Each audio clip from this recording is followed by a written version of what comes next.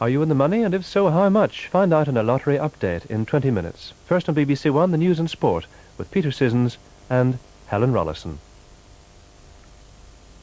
The UN in Bosnia admits that its strategy to defend the Bihać safe area from the Serbs has failed.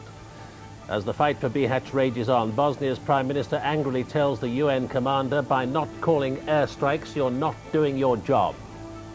The Conservative Party pulls out all the stops to get the Euro rebels in line before Monday's vote.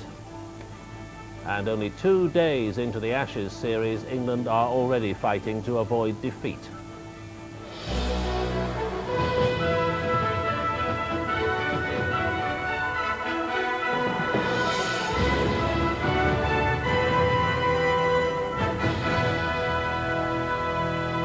Good evening.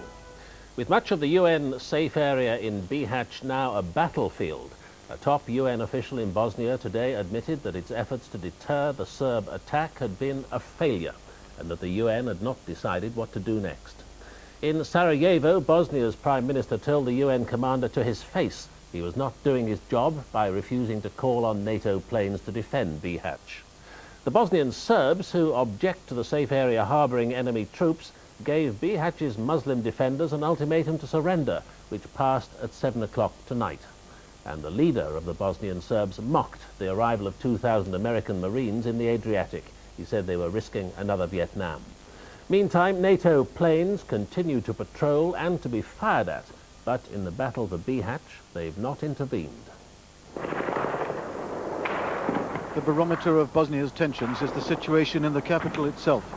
And for nearly an hour this afternoon, it was like the worst of times down here at street level.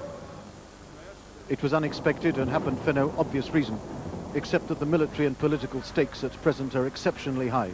A UN source said this was perhaps the end game. Though fighting continued in Bihać, the Serbs suspended their assault on this supposedly safe area, demanding that the government forces surrender by 6 o'clock tonight. The BSA. Every day, by the UN's account, the Serbs increase their hold on Bihać. Their advance is cross-hatched on the map in red. Now they hold more than a quarter of it. This drew an unusual admission from the United Nations. It's quite clear that we have failed to deter an attack on the safe area, full stop. And what we do about it now becomes the important question. And I can only tell you that we're going to press on in the next few hours to see if something beneficial can come out of this. But before a meeting with General Rose this afternoon, the Bosnian Prime Minister turned to public diplomacy and accused the UN commander of failing to do his duty. It is discouraging the airstrikes. I'm sorry to say this, General Rose is right here, standing right there, and I'm telling him it is your responsibility to call for the airstrikes, or you are not doing your job. Thank you. General Rose, can you come? General Rose. The General is trying against the odds to keep the two sides talking to each other. Out on the streets, his UN protection force was actually doing some protecting, a slow-moving armoured personnel carrier sheltering people against sniper fire. But the political leaders weren't talking peace. This on the move to send US Marines to the region. The best way to get fully involved is to send 2,000 Marines. Then they may send 10,000 other troops to save 2,000 Marines. Then they will send 100,000 others to save 10,000 others.